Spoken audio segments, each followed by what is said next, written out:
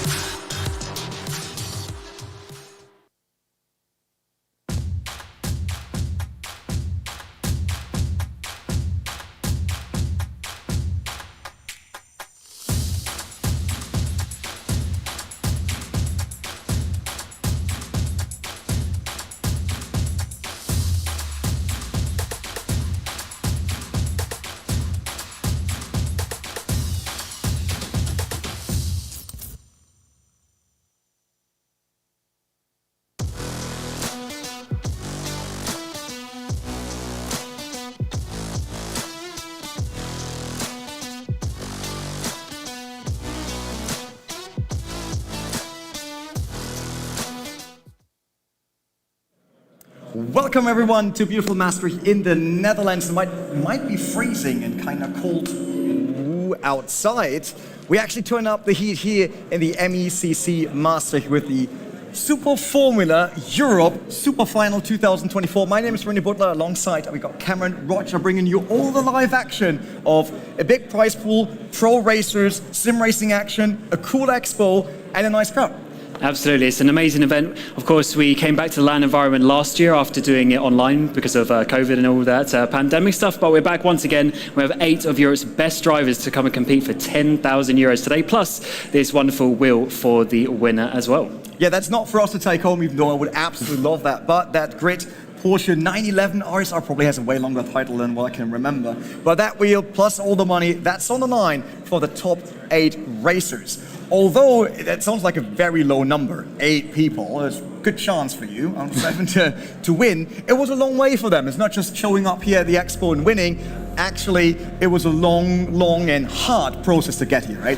Yeah, absolutely. Of course, we had the hotlap qualifiers where the top 60 worked their way to the quarterfinals in Bahrain, where we had 3 races, and then we eventually then got to the semi-finals where there was 30 drivers and only the top 7 made it through to Maastricht at the grand final. Then, of course, as tradition as in Formula, the champion from last year has their place reserved, but unfortunately, Damien Skovron wasn't able to come. So Risto Capit, who finished P2 last year, is joining us over in this 8th rig today. So let's see what he can do, because he's obviously the champion in 2020 as well. Yeah, no chance for a back-to-back champion, but at least for someone to be in line again with the championship. And the really interesting part about, if you're absolutely new to the Sim Formula Europe format and all that, is that we will race this final race in Maastricht. So it's a custom-built track. Actually, last year, I had the beautiful way back to the hotel over the bridge and all that, seeing the track in real life and then racing it in a sim. Very, very interesting factor, because that means we go old school street circuit, not an easy one. Yeah, it's real streets, so it's a real track. You can go and drive drive it yourself, and this is actually what they're playing for. It's 10,000 euros on the line, 3,000 going to the winner, 1750 and 1250, then 1,000, and then the bottom 4 all get 750 euros just for showing up. So as I guess congratulations for getting the top 8, they get that 750, which is nice. They're not done yet. Like I expect them to give a proper race, even though they might not get the 3,000. But looking at the grid in general, big names that we know from other events already, big names that we know from Sim Formula Europe by now. I mean, we have our own history. You know better than me, Cameron, because you're part of the semi-finals and quarters and all that.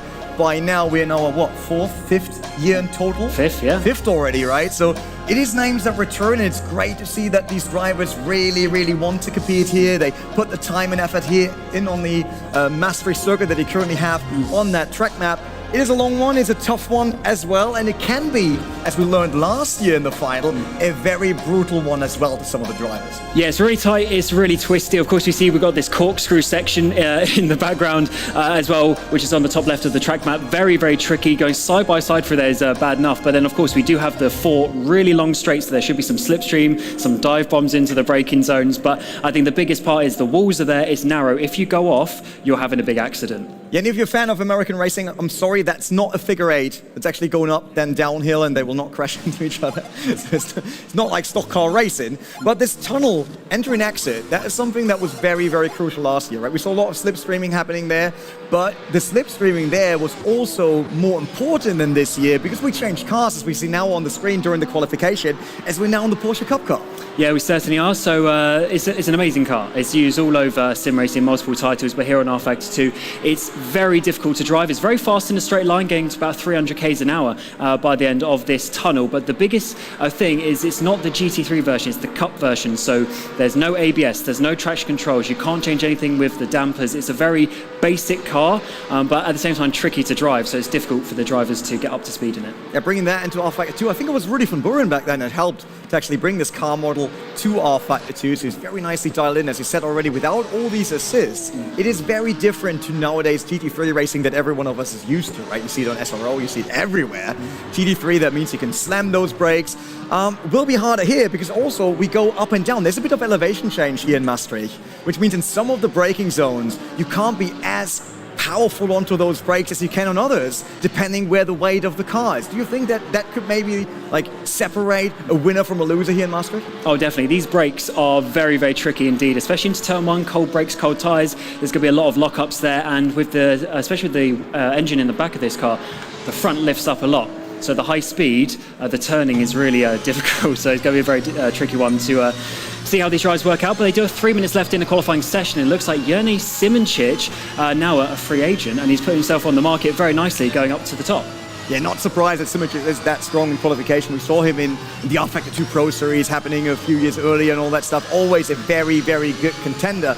But he's followed by Gianmarco Fiduci, which I think is it. Actually really interesting one here because he was racing for Mozilla before, now switched to Veloce, probably a brand that many people out there heard already, being in second, and I think the last time I'm commentating on him is actually a few years ago, so I'm really curious to see if he can go up and bring that fight to Simoncic. Yeah, and I was sort of seeing some of the series he's done before, and a lot of them is, you know, touring cars. He was the vice champion in the WTCR Championship, but also he was P3 in the DTM Esports Championship, so he is accustomed to some of these stuff. But in terms of R-Factor 2, he's only really done the Le Mans Virtual Series in the prototypes and stuff, so he's still very used to this simulator, and as those of you who've been around the Expo will know, each different simulator handles very differently, so for him to get up to speed so quickly, I think just shows his qualities as a driver. One of the drivers that I really think will be maybe like an underdog that always can come around with a win, but it's for me, Moranchek. Yes. It's like he's a driver that can deliver, that can be aggressive enough to make it happen, but maybe not as aggressive as Risto Capit normally goes, right? Like if you know Risto Capit's driving style, it is sometimes a bit like all or nothing, which works very, very well. He's very skilled in that, but it can also cost him a few positions here and there, especially with the walls being so close. I mean, look at it, it's left and right, there's walls everywhere. Obviously good for the Overtake Grant for us. It was right there on the wall, to say that. But there's not much running room when you do something wrong, right? You can't push your opponent over the curb to the outside if you really want to make a pass happen, so it's not like Formula 1. Instead, you immediately get penalized with crashing the wall, maybe picking up some damage. Absolutely, and we're seeing Risto Capit here. His teammate, Thomas Ronhaar, who was here last year, had a big crash in that sort of loop-the-loop section, and unfortunately went out of the race from in race 1 that time around. So it's definitely a tricky circuit, and I wouldn't be surprised if we see a few drivers sort of struggling here in qualifying and being slightly out of position as such. Obviously, there's a big slide there. Only 8 drivers, but you can still be out of position. For instance, Colin Spork down at the bottom there, a little bit more used to the prototypes and the open wheel sort of stuff, but you wouldn't expect him to be a second off the pace, but this track is just so difficult.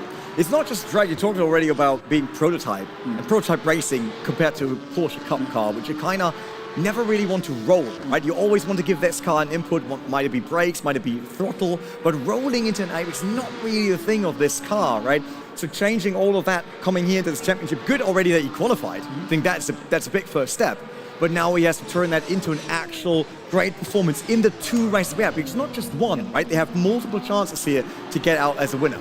Yeah, one thing now I have to remember is, even though we have this qualifying session, the first race is a 15-minute sprint race, and the top 5 will be reversed. So to incentivize them still in qualifying, there's 3 points for the pole position, 2 for second place, 1 for third place. So at the moment, that's going to Simoncic, Verducci, and Marko Pejic, and it looks like they are going back to the pit lane, and it looks like Simoncic has put himself up towards the front, so that's 3 extra points, but now the top 5 will be reversed for the start of the sprint race. And that's really interesting that we start with that reversed order, which kind of takes away from you being very happy about pole position, right? It's pole position now, you're starting 5th, but we also learned from Risto Capet last time around, it doesn't help to always be 2nd, because Risto was every single time was 2nd, and that wasn't enough to win the championship back then. Yeah, absolutely. He lost out by 4 points to Damien Scovron, who went 1st in quali, 3rd in race 1, and then 1st in second race. So it looks like 2nd place. It gets you to, obviously, 2nd place overall, but it's not enough to win it, so you need to make those moves, and it's going to be difficult. But we did see Bert Knops last year. He qualified 8th, so last, and he's still got 3rd place overall. So overtaking is possible, but you just got to work for it. Yeah, we had that big shunt, I think, at the beginning of the tunnel, which kind of helped with that. But hey, that's racing, right? You can start last, and if you're lucky in turn 1, everyone else decided that a braking point is not really needed, or that they wanted to really test those walls left and right, and then you get another shot. But what about the mental state, like when you know you're starting so far behind on a circuit that is a city track?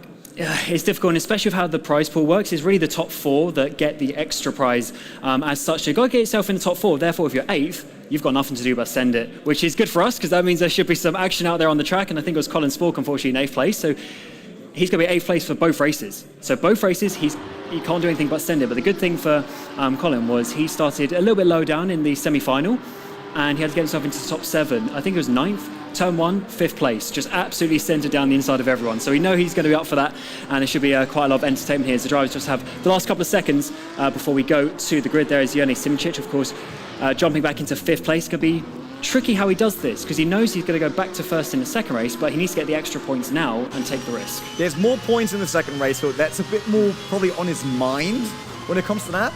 But you still have those sprint wins. He will think about Risto Capet last year, that it wasn't enough to always be 2nd.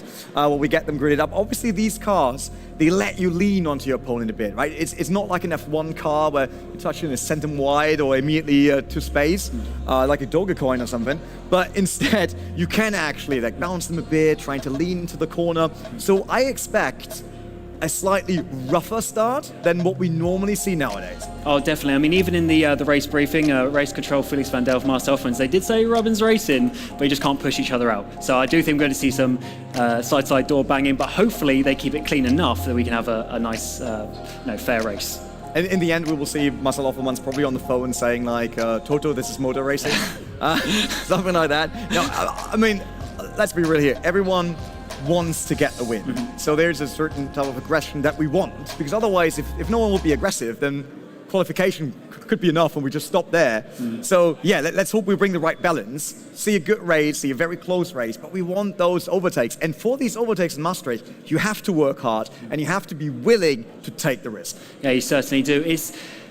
I was going to say it's a fictional track. It's obviously the real roads, but this isn't a real racetrack. It's obviously made with the... Don't test in real life, please. Yeah, please no. Don't go out there in Maastricht now trying to do the same speeds. Yeah, it's designed with the local government as well, and they got it all sort of scanned. So it's actually accurate with the elevation changes and everything, but it's not a real race circuit. We've got the pit lane on the highway and things like that. So therefore, there's some nuances, there's some tricky parts of the track, and it's not really the normal style that these drivers will be going for. But that is why we love it, and well, hopefully we get a nice race. And here's the grid. Yeah, starting order, so Risto Capet coming 5th in the qualification will now start 1st. Then it's Thibaut on 2nd, so that's a teammate right behind if I'm not mistaken on that one. Oh no, oh yeah, they are by now. Page in 3rd, and then we had Simoncic in 5th, who dropped down from that pole. Yep, then we've got Remy Delorme, Davin Mrocek, and Colin Spork to round it out. And Mrocek, he won the Formula E Accelerate Championship in London, also a LAN event. He's at the back, so we know he's got experience. But then also Colin Spork in 8th place there. He's potentially fan favourite. He lives about 30 minutes away from here. And of course, champion in his own right as well in FSR and VEC. So he knows what he's doing. He just needs to find a way through 7 cars on a tricky track.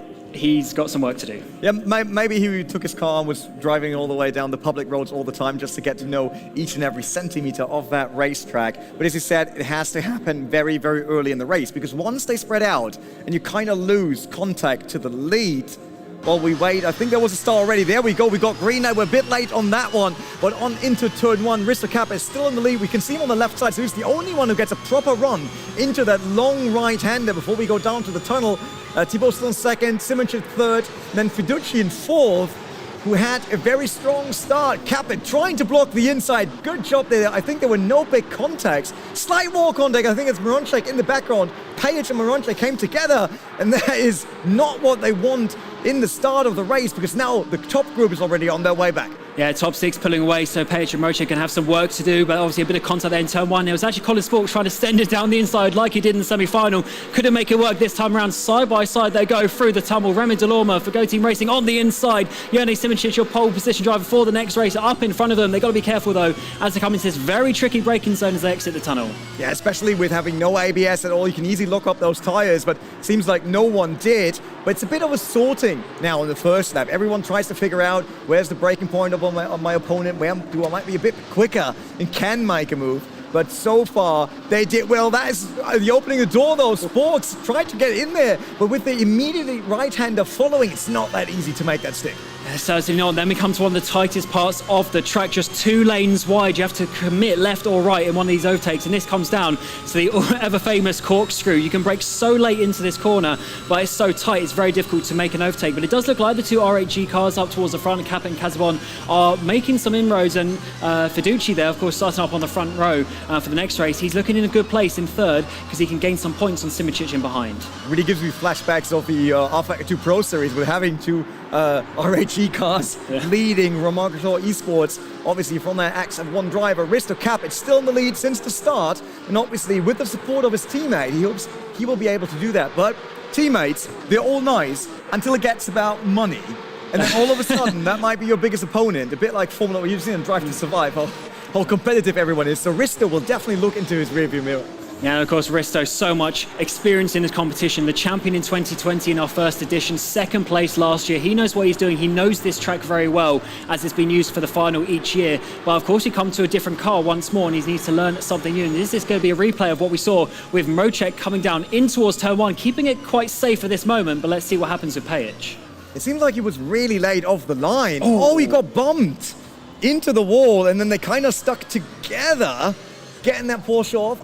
To be honest, a bit surprised what happened there, because it looked like Maronchek really wanted to close that gap and not let the car through, which might be something that race control will look into. Yeah, they're definitely leaning on each other a little bit, which is getting a little bit naughty. But Pajic just sent him into the wall, didn't he? Yeah, so no question about I understand the irritation with that, and unfortunately, that's the style of racing that you get in these sorts of cars. Look how close Capit, and I really struggle with this name. Let you go for it. Casabon. I think. Because every time I read over it, I'm like, that's the one name I don't want to pronounce during the show. So.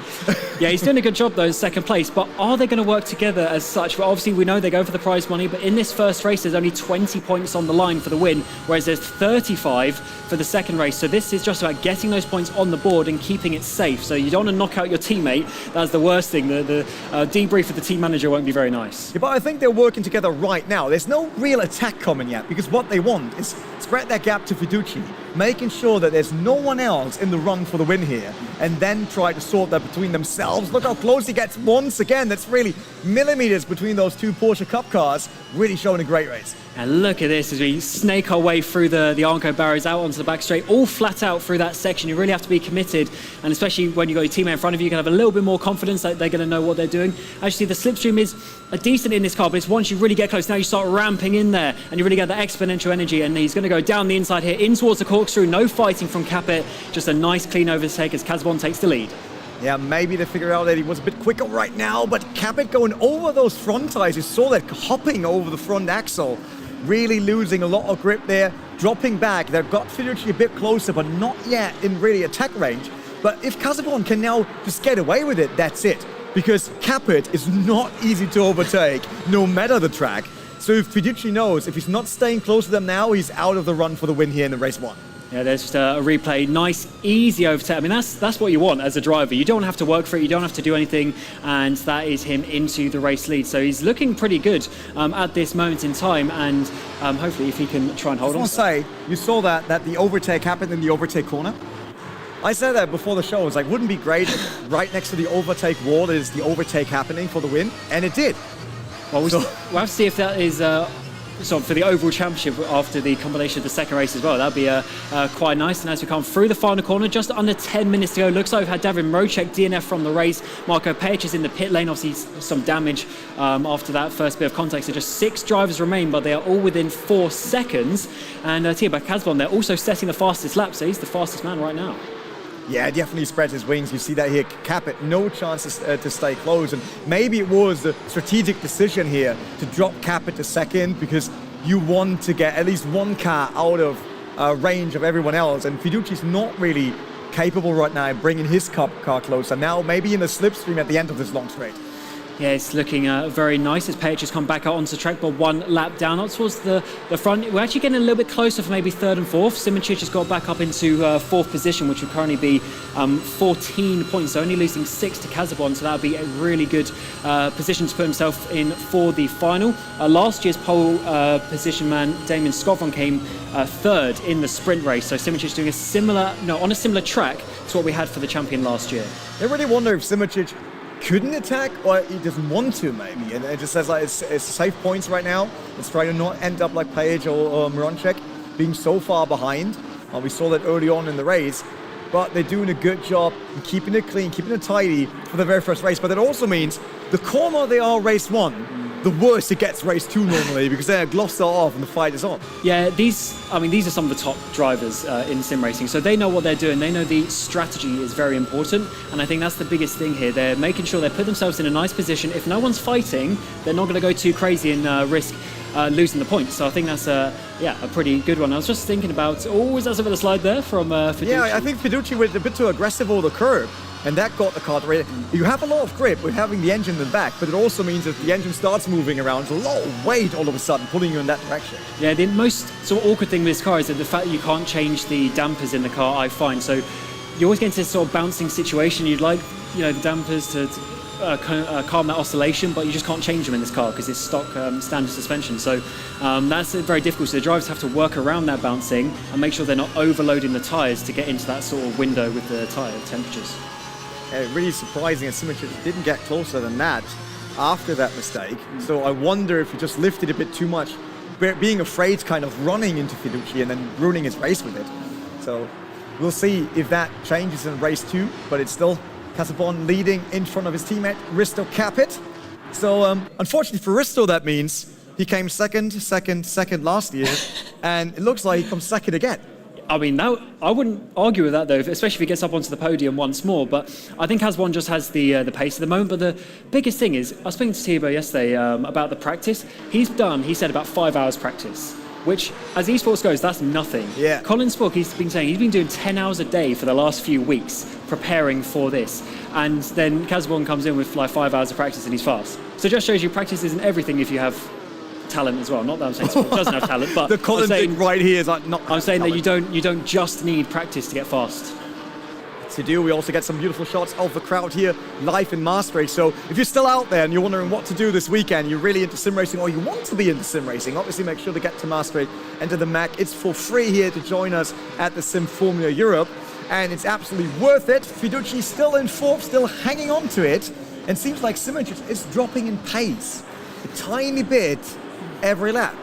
Yeah, these tyres do drop off a decent amount, and the main issue is the tyre temperatures and the thermal degradation that comes with that. So that's why when you see the drivers sliding around, it's actually not necessarily a good thing. It might be for a bit of speed on one lap, but over the course of even a 15-minute race, you're going to have a bit of drop off. So especially when we get to the second race, it's 30 minutes, tyre strategy might be a little bit more important. But even though we've had the reverse race here, we're still seeing them sort of being on equal pace. So I think that just shows you how close this field is. I definitely, I mean, Simoncic, yeah, he deserved the pole, but I think everyone else was nearly as capable as getting this pole. So defending it is a bit easier than getting it, right? So with the reversed order, being in first, defending it wasn't enough though for Risto Capet, while Fiduci once again goes very aggressive over that curb, losing time and also getting that rub off his beautiful tyre, which makes it harder for the last laps here in the race. Yeah, definitely. It's going to be a tricky last couple laps. Probably going to be about 2 laps when we get to the line. Just about 5 minutes to go in this 15-minute race. And it looks like,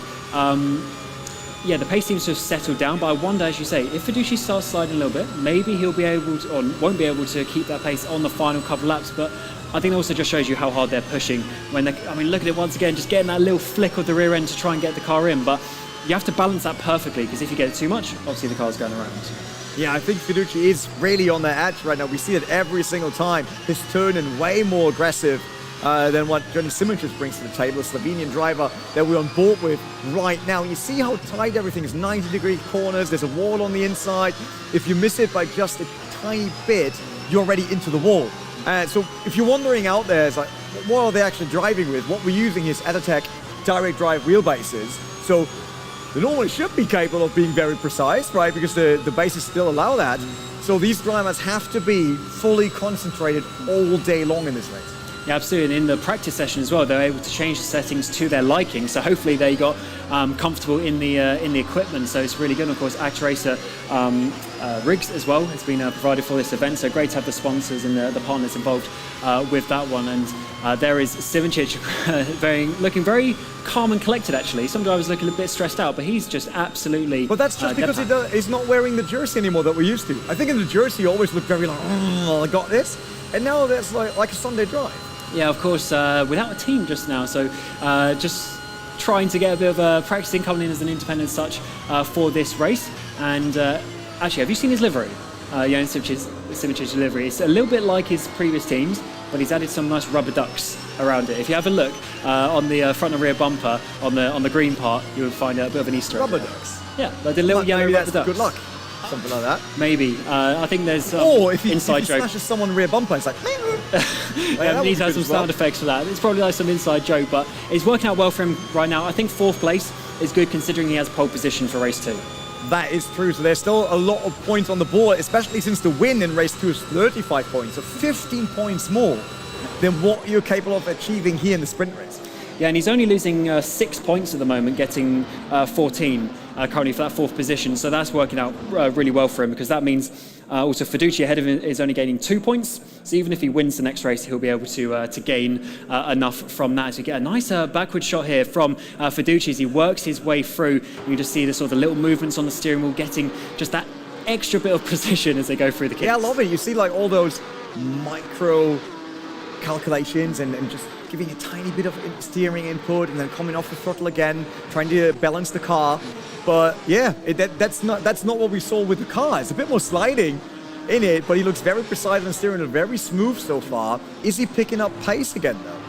To be honest, I think he is, and it looks like they've stabilised in terms of the gap. Casabon went out to that 1 second gap, and he sort of stayed around there. So I think the pace has stabilised as we get into 2 minutes to go. So it's going to be one more lap in this first of 2 races this evening, and we'll have to find out exactly how that is going to work out when we get to the second race, and we use the grid order once more. So it's Casabon leading Capet as we come across the line to start the final lap.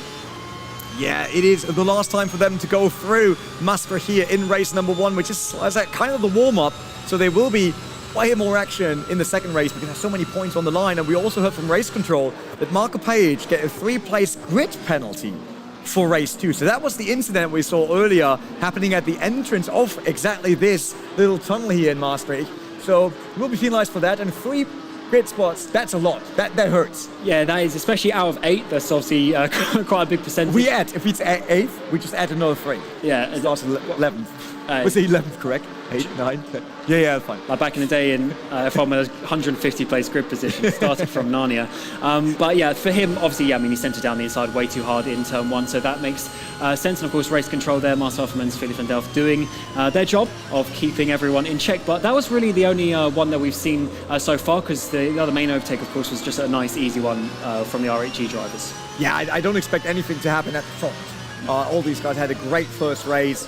Really smooth. Oh, you see Simoncic really having to countersteer a ton coming into the turn and then trying to get the power down of that cup car as quick as possible But with it comes a bit of a slide, but it's the last lap, so he doesn't really have to save tyres. Will be a bit more important, though, in race 2 with a longer distance, right? Yeah, absolutely. It's double the distance. So I can guarantee you, if he's doing that for the whole race, he won't be able to hold the slide because the grip will just run out of the car. But at least he's looking fairly calm for now. There's a nice slide. See, look at the ducks on the front there as he tries to make his way through that corner. Yeah, just a little Easter egg for the Jurnej Simoncic. Of course, he's got his username there at Jurnej Sim if you want to follow him.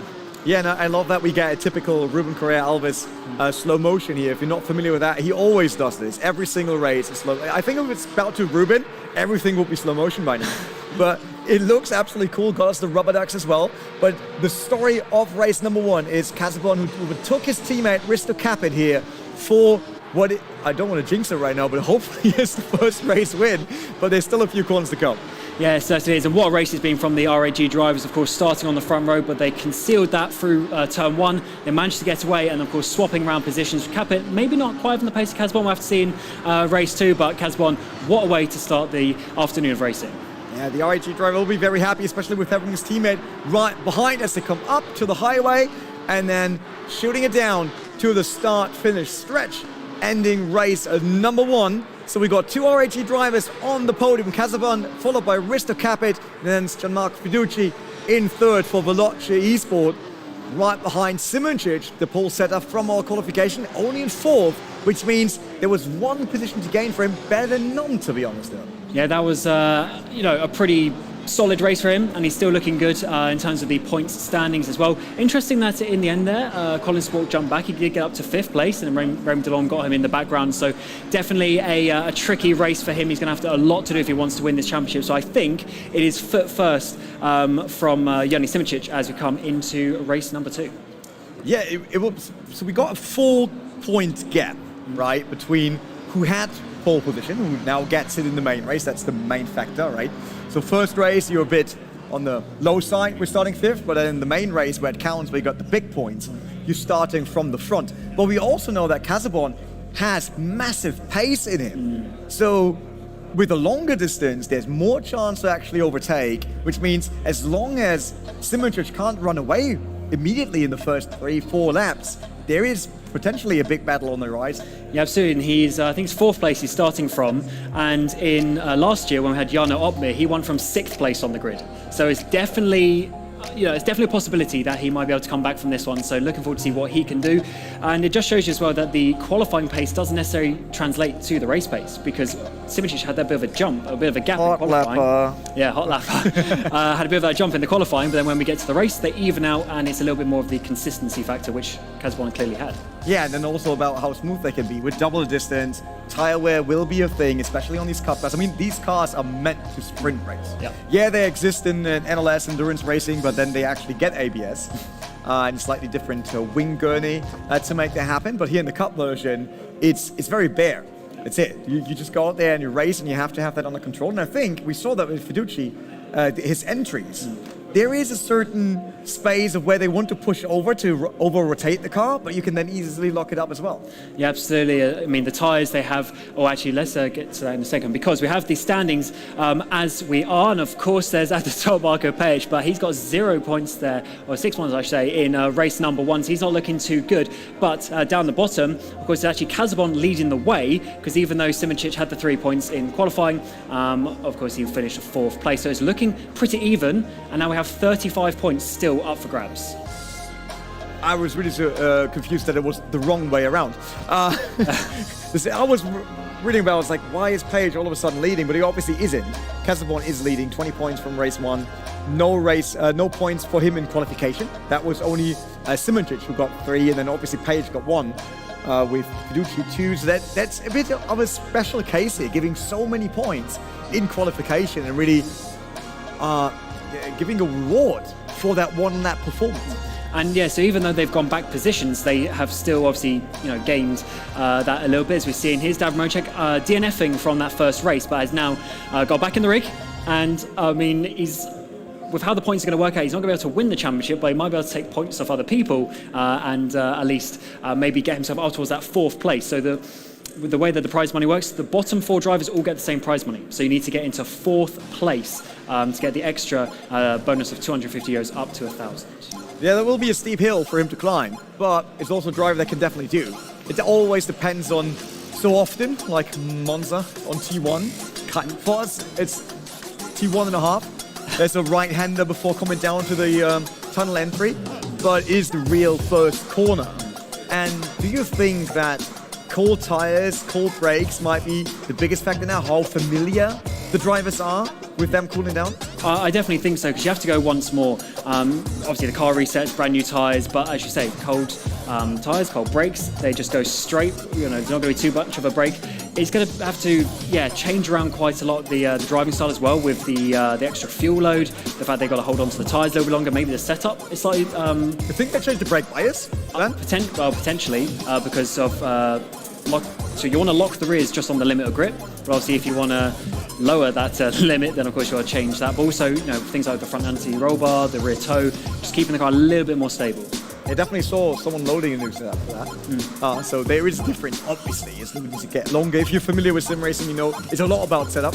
Not as in you win or lose with it. Many people think as soon as you get a pro setup, that's the easy way of being in one of these championships. It's not. You have to be the right driver to make use of your setup, and it needs to fit your certain driving style, especially on a car that you can rotate that much. Yeah, absolutely. Here's a reminder of what they're fighting for. The winner of the combined races is going to get 3,000 euros, which we're still seeing here. David Mocek having a couple of issues, but it looks like we're getting on the grid and ready for race number 2. So this, of course, is going to decide the winner of the championship and who is going to get that 3,000 euros. And we go to lights out, and this is going to be race number 2 underway for Sim Formula Europe 2024, powered by Nextdoor. Down towards turn 1 they go. Looks like they've all got away rather nicely so far. 35 points still are for grabs, so they're going to be doing everything they can to try and overtake in towards turn 1. We've seen Mocek already going to the left-hand side of one of the Veloci cars to the outside of turn number 1. It's going to be, and unfortunately, technical issue happening there, so I have to go back and restart that one, as I think we're getting a race restart. That was just practice. That's a practice start. Give them a chance to feel it once again, try it out. You know, it's like in a real race, we have so many other factors, right? Sometimes it's a screw that costs the team 20 cents and ruins an entire Le Mans race. For us, sometimes it's technology, can't really go in there, right? It's PCs. Not much for us to do, but I'm pretty sure that we will kick this off right away because we are already in the menu. We can see the screens right now. So everyone checking the setup again, making sure it's still loaded, not having the wrong one on it, not starting the race on intermediate tires all of a sudden. Happened to me, you're laughing. What's the worst that ever happened to you in a race? 24-hour race. I got in the car at 2 a.m. in the morning, absolutely tired, and I completely forgot to brake for the first chicane on the Mulsanne straight. Oh, you saw the chicane, but you ignored it. Oh no, I didn't see it. I was so interesting fact. So hopefully it doesn't happen to Simoncic though, who's leading this one. Yeah, here's the grid order, of course, from qualifying. Simoncic, Fiducci on the front row, the two RAGs, Kazbon and Capet on the second row. Remy Delorme and Marco Pejic with his grid penalty dropping down into 6th place. And your final row of the grid is going to be Mrocek and Colin Spork. So there's your 8 drivers. And of course, you've had the first race, just a couple of points between them with how the format is, but now there's 35 points still up for grabs. So it's almost a winner takes all inside those sort of top 4 drivers, just a couple of points separate them. Everyone getting ready. Interesting though that we see drivers with gloves, drivers without gloves. Yeah. So it's a mix, not as much anymore in terms of off shoes. Like I see a driver without shoes, but I also see a lot of drivers with shoes. So we're in it. We certainly are. So let's go once more for the final race of the championship. 30 minutes on the clock. Simoncic and Fiducci on the front row, and that's a terrible start for Colin Spork, bogging down as the lights go out for the final race of the season. Side by side, we go up towards the front. Fiducci with an amazing start. He already takes the lead as Simoncic has to go down in towards second place. Remy Delorme gets himself up into thirds with 3 wide down in towards turn 1. Risto Capet backing out of that one after seeing what happened in that first race. And around the outside there, it's going to be Marco Pejic trying to make a move. No, Capet, he's hit there into the wall. Bit of contact and through goes Mrocek. Yeah, what a start here, especially for Fiducci, taking that lead so early in the race and now being able to maybe create the gap he needs to survive for the rest of the race. But do you think it's down to this not being GT3s? You actually have to start them standing, not flying as they normally used to. This is Casabon versus Delorme on the left side, down that long tunnel into a first tricky braking zone. But it should be Casabon getting the upper end. I'll tell you what, Casabon's looking good, isn't he? He's already got that. Feisty, man. He's got that 2-point advantage over Jani Simičić, and now he's only 1 position behind. So if he finishes ahead, of course, he's going to win the championship. So that is looking very good for the RAG driver. And of course, we have Fiduci there up in first place, who was third previously. So all these drivers up towards the front, despite the reverse grid, they've made their way back towards the front. And this is going to be a huge battle. Longer race though, so they need to be a little bit more calm in terms of keeping the tyres in check. Yeah, it will be longer. We still got 28.5 minutes. Previously, we did 50-minute race. Now we got 30 minutes. And everyone is on fire, though. Now, not really realizing they have a lot more time until the end of the race. Casabon already locked on to the rear of Simičić. Very different line down that, I call it the roundabout, because it's just like how long you have to go right. But he closed that gap very, very quickly to Simičić and now applying pressure. Yeah, of course, when you try into a corner like that, though, there's a lot of risk being taken. Here is Remy Delorme for Go Team Racing, and there up the inside goes the French driver. Nice and easy, just backing out of that one. That little kink before the braking zone really means you don't want to be on the outside there. Too much risk going into the tight junction section. But look how close Casabon is. He's almost pushing Simičić coming in towards this final sector of the lap. And this is a lot of pressure. Looking to the inside, he really has the confidence in the car at the moment. Yeah, Casabon is probably thinking about Fiduci, not letting him get away. And Simičić by now is just an obstacle in the way of winning race number 2, because he showed his true pace in race 1. It was very, very fast. If he's not dropping with the tires too much, then I would say he is by far the quickest driver on the track right now. And now with getting the slipstream, that might be his first chance to get one more position. Yeah, and the slipstream is definitely powerful enough to make a move, like we saw with the 2 RAG drivers in that first race. But you do have to be pretty close. You generally have to be about 4 or 5 tenths of a second behind to really get the proper slipstream. There isn't too much of a distant toe in these cars, so you definitely have to be close. And talking of being close, so Simičić is now close up, so those gaps are yo-yoing either way. And we do have a top 5 battle, because unfortunately the likes of Spork, Capit, they've dropped off the back, and also Davor Mrocek just a little bit further behind. Yeah, I don't think that was Fiduci's straight line performance. I think he did something wrong coming onto that start-finish stretch, because Simičić closed the gap massively. While we didn't saw that effect on Casabon and Simičić, as you said, they have to be very close for it, but they are now in the background, as that is Delorme, I think, trying to get involved. No, there's Casabon on Fiduci and Simičić as well. Yeah, Simičić is taking the lead round the outside. They'll turn to the inside of this left-handed corner. You don't often see side-by-side through here, but Simičić has made it work. The duck machine has got himself up towards P1 as Fiduci drops down to second place, and this is very important. Oh, but he locks up though, and he just about brings it back to the apex in time.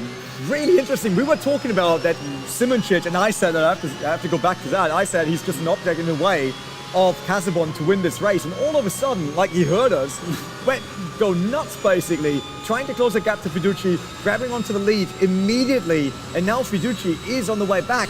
Not great, too early to drop that far behind. And let's see a replay of this around the outside, the long way round, but with the overspeed. And he manages, we saw Remy Delorme back out of it on the outside, but Simičić kept it in there. And look at the amount of space, not much that he had, and he managed to make it work. But Fiduci, that was fair. He gave him the room for some nice side-by-side racing. Yeah, that was less space than most Dutch parking lots, I would say, with Preston and through it. But you said it, he didn't back down. We saw Delorme being like, there's a wall coming in on the left side. It's a bit too risky early on in the race. Don't want to pick up the damage. But Simičić just send it in there, and it paid off for him to get that lead. So now the big question is, can Casabon immediately get onto Fiduci? Because Fiduci's now, he's a herd animal kind of. He's limping out there, and you want to capitalize on it right away.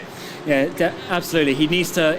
It's one of those things as so Valentino Rossi used to say back in the day, when you get to behind someone like Casabon, you have to overtake them straight away, because they're almost like deer in headlights. They're panicking a little bit with the situation. And Fiduci now obviously going back, and you can sort of open the floodgates and start going back and back and back when you lose the momentum through the pack. But it looks like he's fairly decent as it stands. We'll see how this next lap goes. But of course, it is a very long race. Fiduci is looking rather good in terms of the points standings so far, and I believe there's only 1 point between Fiduci and Simičić as the race goes on. So this is going to be a pretty tight battle. Yeah, I think he had a sketchy entry onto this highway. That's why Casabon is closing that gap instead of him getting onto Simičić. Now Casabon is right behind. There will be a bit of tow. It's not as strong as we saw last year when we raced a McLaren Senna GTR here on this track, but it is enough to at least get into striking distance at some point. Risto Capit, all the way back now, 8th. Definitely not where he wants to be after second in race number 1. behind Colin Sport. Yeah, I think he jinxed him a little bit after saying in the first race he's following the pattern of finishing second. That's not going to happen this time around. Look at the run he's got there on Colin Spork around the outside. We saw this with Jani Simoncic. You really have to keep your foot in there. Colin Spork on this inside line for race clutch, and he's going to have to just, unfortunately, back out of that one. Risto Kappa goes through up into 7th place, but he's got a long way to come back if he wants to, continue his second place run. Definitely, I mean, look at the gaps already. To overcome that will be a major task here for Risto Kappa. But also, it's one of the drivers where I think, yep, if he's really in it at that moment and he's feeling the car, then there is a chance to make that big comeback. But for now, it's still Simoncic leading in front of Fiduci and Casabon, then Pajic and Delorme. Pajic, to be honest, overcoming that 3-grid penalty he had, really good. Casabon now finally attacking Fiduci up into the roundabout. They come right-hander. And can Fiduci control the inside? He does. There was a bit of a gap. Casabon thought about it there, didn't he? He was trying. The issue is, if you just take the inside line there, I mean, you don't want to go around the outside of this corner. It's so difficult. So as long as Fiduci holds the inside line, it should be fine. But what he then can't do is come away from the apex, which is what Casabon was trying to, slide it down the inside. But I mean, that's a really risky move. And the issue is, the more they fight, the more Simoncic is going to go away. So Casabon really needs to finish ahead of Simoncic to make sure he is the champion. So this is getting a squeaky bum time to start sort of holding up that gap for Simoncic to not get too big. Yeah, we know his lap times can be quicker than what he's currently delivering. So for him, really is every single corner he stays behind Fiduci might cost him the big money, the big price, and obviously the steering wheel here. Trying again, looking up the inside, but that was a bit too close. And obviously, did he bump Fiduci? Maybe a tiny bit there on the braking zone. I think he looked surprised by how early the braking point came. But now it's the up to the highway, getting that slipstream. And this time, Fiduci had a really good run. I just hope Robert drives down a bit of huff and puffing, but I know either struggling or a little bit irritated with the race situation, but it is looking really good. It's so close up towards, especially this top 5. Remy Delorme just on the back of that, struggling a little bit to keep up with Marco Pajic, but it's certainly very close here in between these top 3 drivers. They've calmed down on the batting a little bit, so I think if they do that, they might be able to just keep Simoncic in range, but really Casabon, he just needs to go for this position and really just try and do everything he can to get that and then chase him down with a bit of sort of 5 laps of qualifying. Yeah, first 10 minutes nearly in the book. So Casabon has to overcome Fiduci for a chance to be a Sim Formula Europe champion. So far, it's looking good for Simoncic. We see Casabon once again right on the rear of Fiduci, trying to get the inside line. We saw it is possible to overtake around the outside, but didn't even try this time around. Maybe he wants to stay close for another corner where he feels like he has the upper hand. Yeah, it's so difficult though, because sometimes the door's open and you just have to go for it, because the opportunities don't come around very often. And if you see you see that door open, you just have to go for it in this style of racing. The drivers are so consistent and they're so regular and they're consistent on the pace that they can basically just hit the braking points every single time.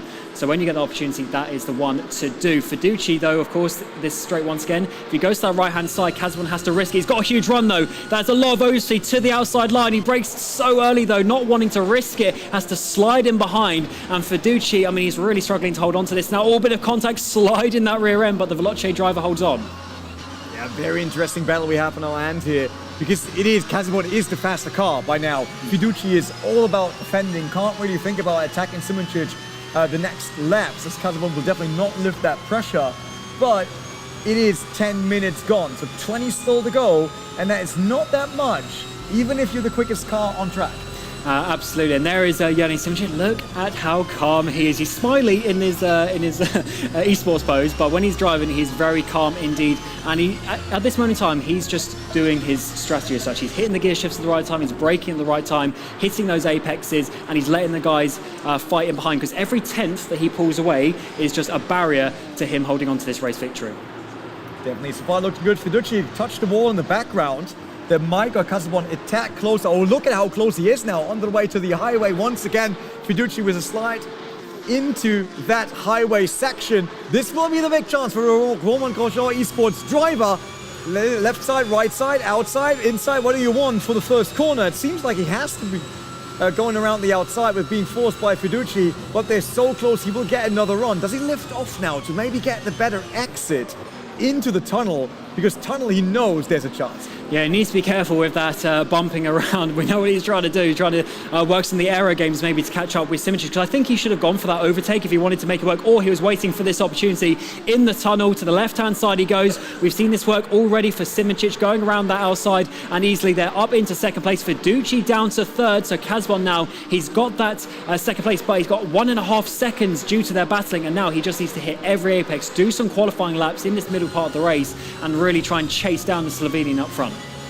Yeah, the big question mark is now, can Kazbon be attacked by Fiducci early? Because I think if this is now 1.5 laps of no attacks, Kazbon will be gone. He has the pace, and he really needs to do it right now to catch up to Simičić. Yeah, definitely. And this is a tricky corner there. Difference of lines there, but that should be a pretty decent exit there for Kazbon. But yeah, I think Fiducci needs to sit in behind. He can't battle at this point. They can't lose any more time. He's now gone up to 1.7 seconds, in fact, to Jani Simičić. So Simičić has put himself in a really good position, of course, starting with that pole position, the extra 3 points, sitting comfortably in 4th place in the sprint race, and now leading the way up towards the front so far. Fiducci, though, he gets close, but he needs to just follow him through. He does go wide, though. He's a little bit more unsettled in that corner compared to Kazbon. I wonder if it's a setup, because we saw that in race 1, we now see it in race 2. He looks more aggressive, more bumpy than the other cars through that. But so far, it wasn't close enough yet to be a real threat to Kazbon.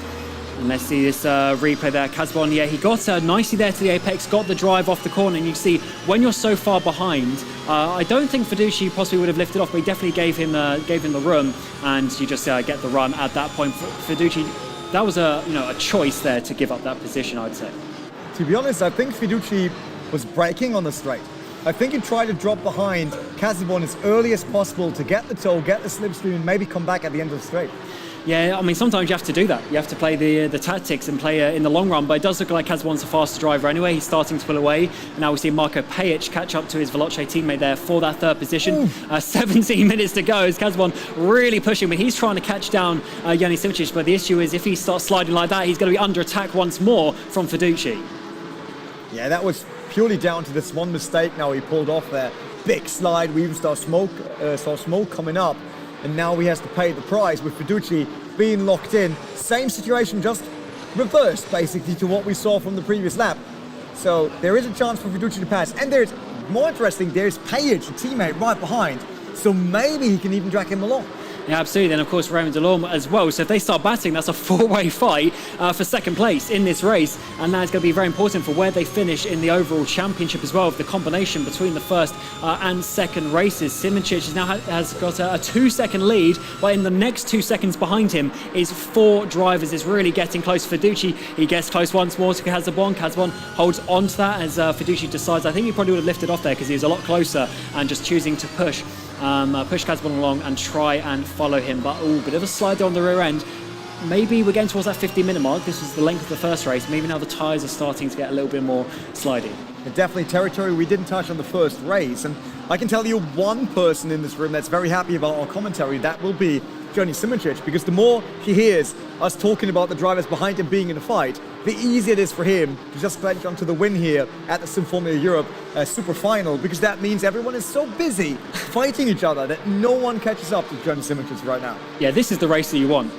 If you're going to be a champion, you want a nice calm race, just have it nice and easy. Sometimes when you do the final lap overtakes, that's what you have to do, and that's what Jani did in the Formula Sim Racing World Championship this year. Last lap overtake, last corner overtake in Suzuka around the outside of the chicane. On that race, he's not going to need to do that this time around if the race continues on. And Kazbon is still leading this trio. They've robbed Remy Delorme just a little bit, so it's now the RAG drive Kazbon and the 2 Veloces of Fiducci and Pejic, but they've stayed in the same formation for a couple of laps now. Yeah, I think Fiducci did everything he had to. He applied so much pressure that Kazbon didn't have that calm lap right after to just build up speed and to carry on onto Simičić. And now there's so much pressure that he just can't get away. There's minor mistakes here and there. He still feels the pressure, still feels the front bumper of Fiducci coming in, here and there, really, really close in his rearview mirror. And both Veloce drivers are here to fight for that big podium.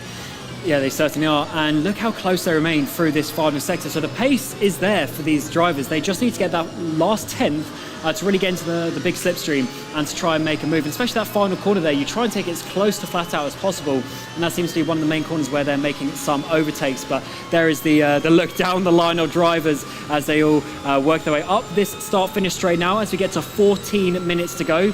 It's almost 3 minutes a lap around here, so probably about 5 laps remaining in this race. The Veloces close up to each other in towards turn 1, but no overtakes. But definitely look how close he's getting on the brakes. So Fiducci, I wonder if he's going to try and get this place back.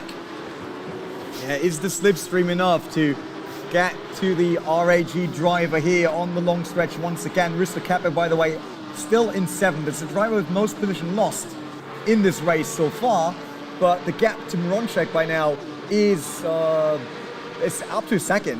It's not really in striking distance just now, but maybe with another 13.5 minutes on the clock, it could be enough. Once again, we see Fiducci not going for the overtake. He has to brake very early, lift off here and there a bit to basically not run into Casabon. It seems like he does not want to be that close in really this particular corner. Yeah, it possibly wasn't close enough to an overtake, so therefore you want to see your braking zone. If you're in behind, you're distracted, but then also you've got a little bit of dirty air on the tyre. And I think it is also, they just want to see if they can close down Simoncic, because at the end of the day, none of them are going to win if they can't catch Simoncic. So they want to have a nice, calm middle part of the race and try and attack a little bit later on. Surely when we get to the final couple of laps, though, it then comes down to who's going to finish 2nd place. But right now, it's who's going to win.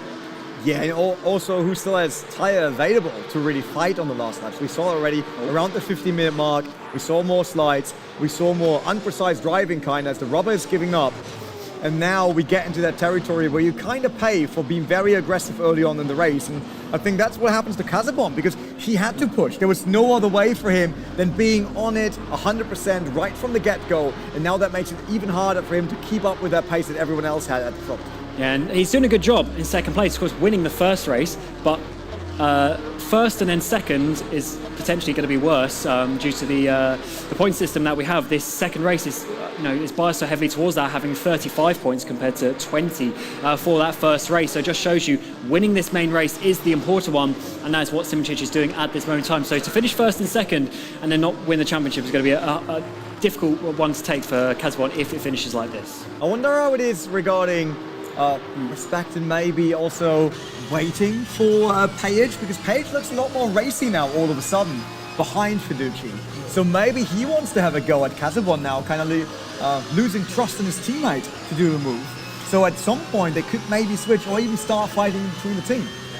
Yeah, they certainly want to maximise the team results. So at some point, they might need to think about that. And of course, from that point of view, Fiducci had a better first race. Page was all the way down the back, but actually, maybe I'm wrong, because they're fighting down this front straight in towards turn number 1. They go side by side, the teammates, and it looks like Page there. Although he locks up, can he make the corner? Fiducci might have to take the place back by default, and he does so. They just slow each other down, though, so that wasn't the best overall result as the two Veloce drivers go side by side in the tunnel. Yeah, just what we talked about, will he wait that long, or does he want to have a go himself? Seems like he wanted to have that go, but immediately overbraking the car, overshooting the turn into that tunnel, and with that costing him and his teammate both time, with Casabon now running away. So if Casabon was waiting for that one chance without pressure from the back to see if he can catch Simoncic purely on pace and calculate that, right? Still nearly 11 minutes to go.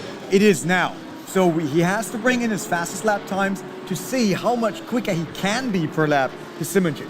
Yeah, as a team advantage, though, it would be good if Fiducci was there in that 3rd place, because then at least he has a little bit of a chance to catch Casabon. As it stands, Jone Simoncic has 52 points. Casabon has 50 over the course of the 2 races plus qualifying. So Simoncic will be leading by 2 points. So the only way Casabon can win the championship now is if he overtakes Jone Simoncic. But as for the 3rd and 4th place battle, that is actually between the teammates there of the two Veloce teammates of Page and Fiducci. So it's almost a battle between the two of how they want to maximise that result. Exactly 10 minutes left on the clock as we see those Veloce Cup cars once again going a bit sideways in this. It seems like they share the same base for the setup, as they have way more angle with that rear sliding around left and right in every single corner they go through. Page now up to 3rd. We saw that maneuver happening a bit earlier. Will he be able to catch Casabon, or is there no chance at all? 6.5 seconds, that's the gap kind of we're looking at between Simoncic and Casabon. So the real question is, does it even change fast enough now to get another attack in? I think it's going to be quite difficult as we're inside 10 minutes remaining. Now, Simoncic as well, as much as he's been going faster than them, that's mainly because they've been fighting in behind. So he would have, despite going faster, he would have had better tyres at this point in the race. So I think when we get to the, if there would be a battle between the two, I think he'd be able to hold on from that point of view as well. So he really always get a bit of a wall tap there from Feducci. He's been struggling a bit this race, hasn't he? Not quite been able to keep up towards the front as he was a little bit earlier. But yeah, certainly Simoncic, I think he's just calm, hitting his apexes, not overworking the tyres.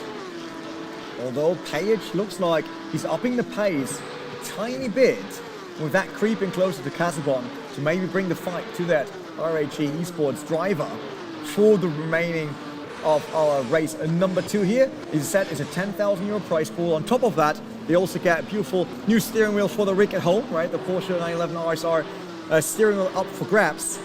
But for that, first, you kind of have to be the points leader. Yeah, you certainly do, and that is what Simoncic is doing right now, and it actually worked out really well for him, because if he dropped down another position in the sprint race, he would have lost 4 points, and therefore Casabon would be the champion. So it was actually, at this point, it was crucial not only that he wins this race, but that he held on to that 4th position in the sprint race as well. So he's worked out perfectly so far, and also I believe he has the fastest lap of the race, and we do also have a pair of Tuatara gloves for the driver with the fastest lap. So he might be going home with a wheel, some gloves to drive it, and €3,000 if he can hold on. Good weekend, I would say. Could be way worse than that. Oh, big slide out by Johnny Simoncic. We talked about that. He should have had the most calm race, so the most tyre left to actually fight off Casabon in case he will get closer. But if we look at the gap now, it's already 3.5 seconds. So Simoncic might have heard us and was like, all right, just making sure that Casabon is not even thinking about this is a possibility going forward. So fastest lap right now just happened basically. Johnny Simoncic, 2:36.6. So he is upping his game. He wants to make sure that there's absolutely no question mark as who gets out as the leader. Yeah, so looking good right now. It can't look better than that. Well, absolutely. Pole position, winning the main race, winning the overall championship, and then rubber ducks. Fastest lap as well. And yeah, here is the standings on the screen. So as I was saying, 52 points to Johnny Simoncic, 50 for Thibaut Casabon as it stands. Then, of course, actually, that is why it was potentially quite important for Pajic and Capit, because they are in a very close fight there. So that is actually probably why they let Pajic through, to try and get some more points and chase down Thibaut Casabon. And then, of course, unfortunately, we go down to some drivers a little bit lower down, and currently it's Colin Spork there in 8th position. But of course, bottom 4 will get €750, so the position don't matter too much for them. Yeah, it's still worth showing up here, but obviously not the position that Colin wants to be in. Same for Arista Capit, who's now down to 8th. So not gaining anything, lost a ton, as we see Casabon once again kind of in striking distance for Pajic. So we talked about Casabon being the quickest driver, then so Johnny Simoncic was like, wait, hold my beer, quickly show you what's going on here. And with that, Pajic also upping his pace, trying to bring the fight to the RHE Esports driver, and now he has the chance, he has the slipstream. What's happening? Yeah, and this might get Pajic 4th position in the championship, which is an extra €250 if he completes this overtake, which is very important as he gets on the back of Thibaut Casabon. Unfortunately, had an issue in the first race, had a grid penalty for this race, and now he's getting close, bumps the back of the RHE driver, who locks up in towards turn 1. I think Pajic just backed out of that one, not wanting to get a dirty move, and has to sit behind in 3rd place as it stands. But inside the final 6 minutes, he's getting close there, but unfortunately that just hindered his momentum a little bit. Yeah, poor front tyres. That was the 2nd time already that Pajic was locked up into turn 1 there. Not really his favourite corner, I would say, for now. And as I said, he's definitely out of striking distance for now. That cost him the chance to go for it. It's only 5.5 minutes, so you better not do that the next time around you get the chance to overtake Casabon. Yeah, that's what I was mentioning earlier. Sometimes the opportunity only comes once, and that was a hint of it. And he was obviously trying to get as close as he could to get the slipstream through the tunnel, but unfortunately just a few centimetres too much, and made some contact. It should be fine, so there's any sort of penalties or anything, but unfortunately just hindered his opportunity. He does look pretty fast though, and Casabon seemingly dropping off the pace as they're now, an extra second back from Simoncic as they were a couple of laps ago. Yeah, definitely. Simoncic has this under control, absolutely. I mean, he still had to fight for it. He wasn't leading the entire race, so it's not start-finish a P1, but he does a good job right now controlling the pace, probably just pushing in the moment he thought he has to show it, and now pulling back a tiny bit, making sure that he's not overdriving the car. There's still a bit of race left, so the control and strategy here of Johnny Simoncic is absolutely spot on. Yeah, absolutely. Fiduci got him at the start, but he didn't panic. And now look where Fiduci is in 4th place, and look where he is in P1. So it just shows you it's not about turn 1 always in the race. It is about controlling the management of that. 4.5 minutes remain in this race. So still a couple of laps to go, so he needs to keep it on the track over the course of this circuit, but he's looking very good for that. Here's Colin Spork on the screen. Unfortunately, 7th place as it stands. Hasn't been the championship that he would have wanted, but he did a good job to get to the final. It's his first LAN event. He's still a very sort of young and up-and-coming driver for the Race Country Alpine crew, so he's definitely looking good for the future, and he shouldn't be too disappointed with that. Also looking good here, the wreck from Johnny Simoncic, our current race leader, and with that, points leader of the 2024 Sim Formula Europe Super-Final. Looking calm and collected, still a bit of counters. It's really interesting how many micro movements they have to do there to keep the car in line, to get maximum traction out of it, and get back onto the highway. Good job once again, 3 minutes 40 for the rubber ducks of Johnny Simoncic, who definitely crossed the line first, because they're at the front of the car. What do they get? What do rubber ducks get when they win? They probably get royalties for being on the livery, but hopefully Do we have to pay for that? Yeah, absolutely, from them. And then there is some sort of quack joke that you can make about that, but I'm not gonna do that. I would never myself. do any jokes on. By the way, your mom is calling. Is she actually? Oh, yeah, that would be embarrassing this time of the race. But he's certainly doing a good job. He's 3.5 seconds. He has stabilised over the last couple of laps. So I think you're right. That lap a couple of laps ago, where he did the fastest lap, he just put that down as a marker to show this is my pace. Come at me if you've got it. And so far, Casbon hasn't been able to close. Actually, the gap has just improved since Casbon got into 2nd place. The gap's only got bigger. So Simoncic really has the pace. They are getting quite close to actually Page and Casbon once more, but not quite close enough for a move. I just love that because I never had that. It's like I can be quick, I can race a good race, but having so much potential still lying around that I can be like first while still not showing my fastest lap time, and then just quickly bring that to the table, shows like, hey, that's the pace, I can go if I have to, but it will not, as long as the gap stays the same. That's incredible. That really marks an absolutely amazing driver. Yeah, and I was just having a quick word with Colin Sport before we came out for the qualifying session, and Johnny Simoncic went and did like a 34.8 or whatever it was in the practice session, and Colin's like, oh my god, I can do that home, but when you come to a land environment, you've got to get used to the rig and everything. It's difficult to find those last couple of tenths, but Simoncic, he's got right on his pace he's at home, also here with the different equipment that we've got today compared to what they might have at home. So he's definitely very versatile. I love LAN events because you can actually see drivers racing, right? And I just realized that Marco Fiduci, if you look at his feet, he grabs the brake pedal with like the front of his feet. Just watch it. He's not braking right now, it's a long straight, obviously. But as soon as he goes onto the brake, it's just like this. He's like grabbing it and pushing it in. Very interesting. Never saw that before. Right, different. Cool about LAN events. Yeah, the thing with when you're at home is everything can be. Oh yeah, he sort of grabs on the top of it, maybe to have a little bit more movement there. But that's the thing, when you're at home, you can have the rig exactly how you want it. Every angle of the pedals, any setting, any driving style, you can do. I mean, no one's watching you. When you're here, it all comes out, and we see the people who race in shoes, the people racing socks. I saw someone racing bare feet once. Absolutely no. Could never do that. Absolutely no, but someone did at a land race that I was at. So yeah, the interesting quirks of race drivers come out as they come onto the final lap of the race. 1 minute to go. Simoncic leading the way and the championship as it stands, but can Page get himself up into the top 4 in the standings if he gets past Thibaut Casabon? Yeah, Casabon under way more pressure for the probably last lap than he ever wanted, because Page is there. He is ready to make a move. Once again, it's this turn 1 braking point. Wasn't that strong previously? This time around works very well. Tidy around the inside, trying to get a good exit, but Casabon had an amazing one there, getting all the traction needed, maybe a bit more tire left, who knows?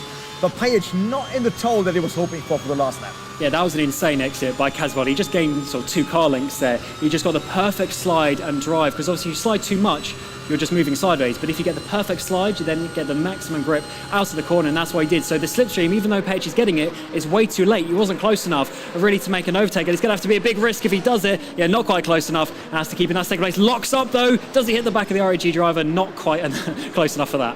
Yeah, good control there. I already saw it happening.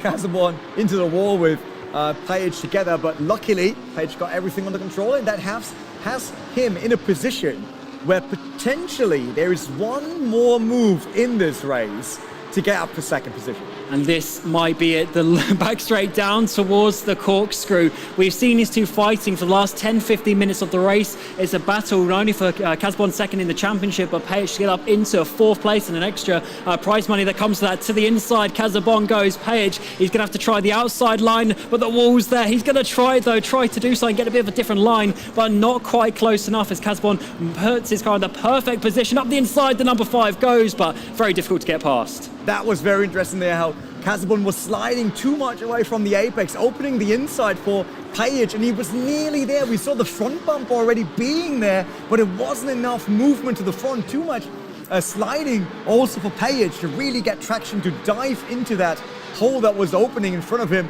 So with that, that might be the last go of the race, as they will come now to those 90-degree corners, but it is Casabon really strong on the brakes there, slightly locking front left tire. Page creeping closer and closer and closer. Simoncic on the way to another championship to his name. We have him here on the camera, but it's not over just yet.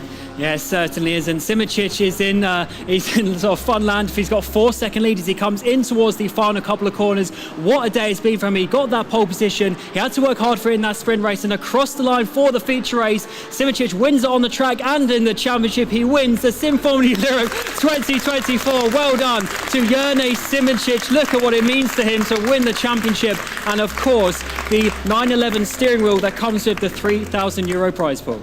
So impressive, like losing the lead early on, having that mental hit kinda, then coming back, taking the lead again, showing us the fastest lap time, really being consistent throughout the entire 30 minutes.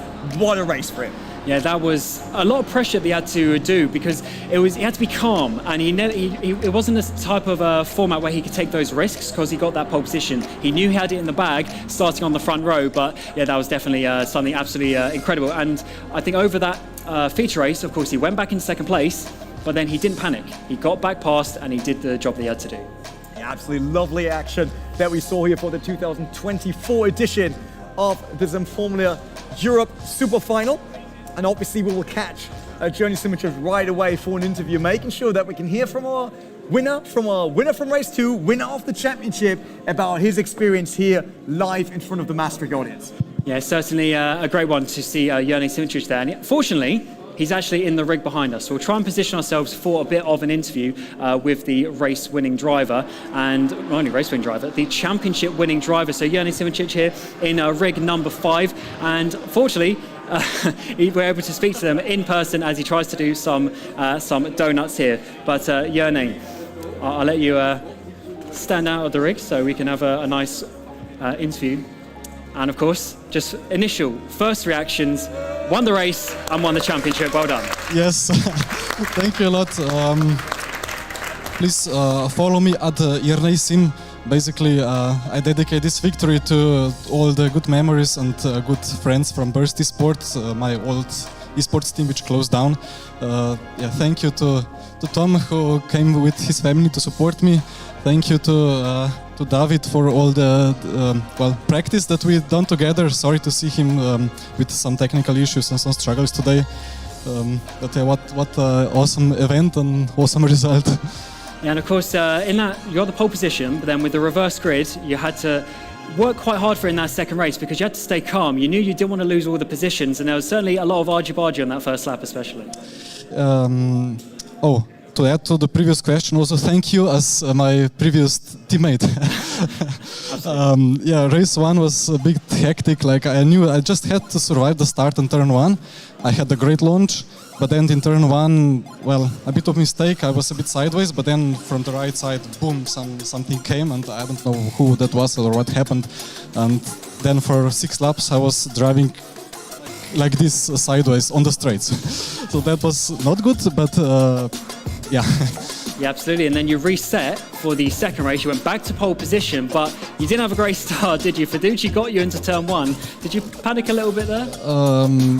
I knew that Fiduci can win ahead of me, so I can be P2, which is not a problem. Also, we both had a really good start, actually. Like, I launched really well, but I think Fiduci had I thought he would get drive-through penalty for jump start because I believe he jumped or like he started like at the time equals 0, so kind of like we would call it a Bottas start maybe from some years ago at Austria. So really lucky reaction, and he got the launch on me, but I know that I had the long run pace for sure.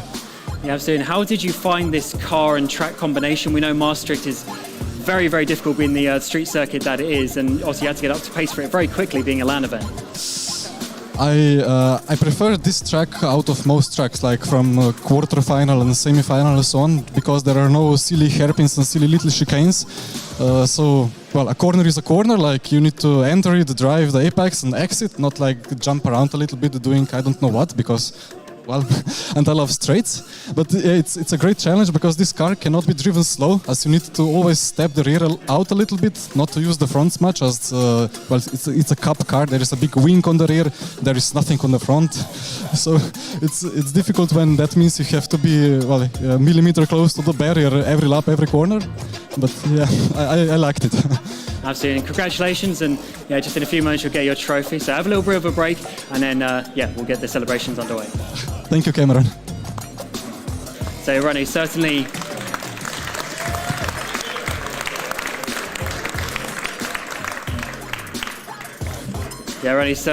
an amazing bit of action there at the end in that second race. And just how do you think in the end that went for some of the other drivers? Of course, Jerne won, but Casabon, he was a bit of a surprise package for me. Definitely. I mean, like I said, he looked feisty, he looked racy.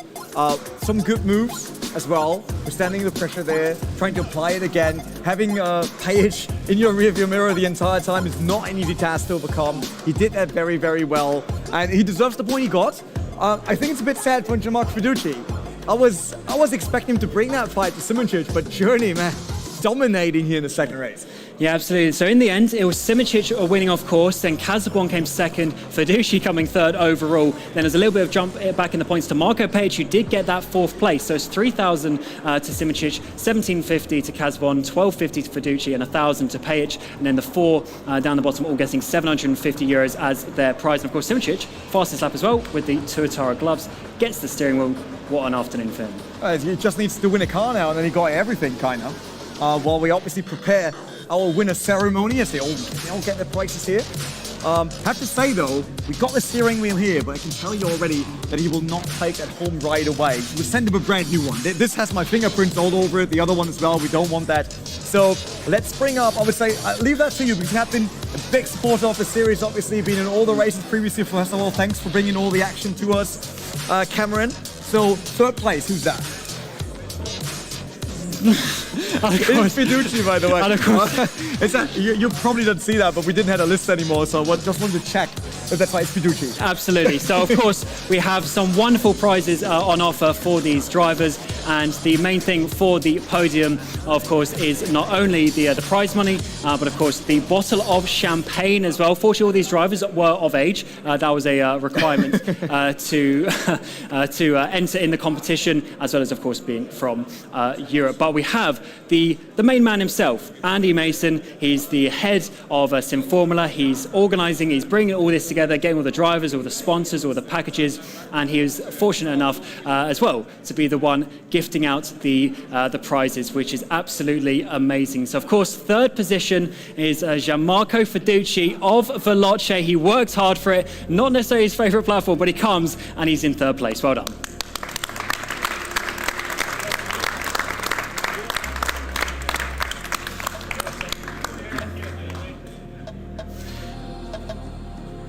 Again, nice smile to the camera there, of course. Congratulations, Gianmarco. Then we move, of course, on to the second place driver. Once more coming in, he said he had limited practice, but he was able to get himself up into second place. Thibaut Casabon from RAG.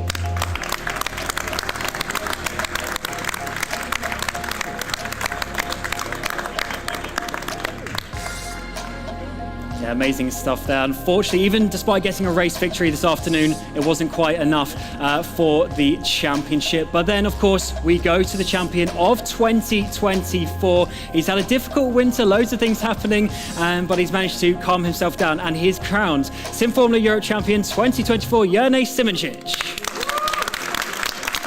in this case, not just getting the money, the big prize pool, but also here given to him by Sebastian Hornung, CEO of Overtake. The steering wheel is right there. We talked about that. That's also part of the prize, so he will take that. He has to decide by now. Steering wheel or the champagne, but he will get as well. Powered by Overtake, this prize for our championship here. And I hope that we will see Johnny Simon next time in the stream with that wheel. I like it.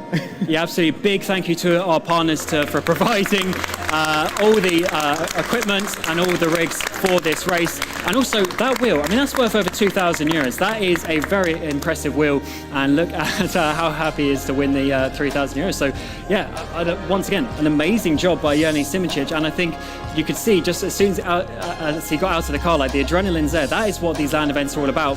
And he came out on top.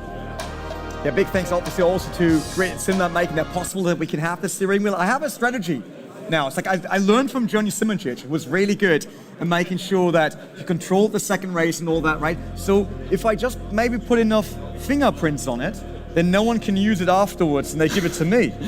So I will just do this.